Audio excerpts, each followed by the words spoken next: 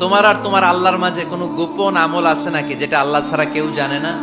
জীবনে আমাদের প্রত্যেকের এমন কিছু গোপন আমল, ইবাদত আর দান সদকা করা দরকার যেটা দুনিয়ার কেউ জানে না, জানে আমার রব আর জানি আমি। এরকম দান থাকার দরকার আছে না নাই?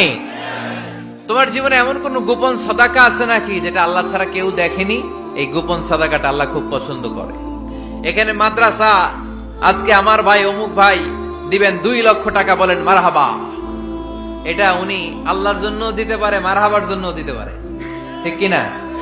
কিন্তু রাতের আধারে রাস্তার পাশ দিয়ে হেঁটে যাচ্ছেন, মসজিদের দান বাক্সটা লেখা, উপরে সাইনবোর্ডে লেখা মুক্ত হস্তে আল্লাহর ঘরের জন্য দান করুন। কেউ নাই, কাক পক্ষী নাই, রাত বাজে 2টা, হঠাৎ করে পকেট থেকে 1000 টাকার বা 100 টাকার কচকচে নোটটা আপনি দান করে দিলেন। ওই দানটা 1 কোটি টাকার দানের চেয়েও বড় দান।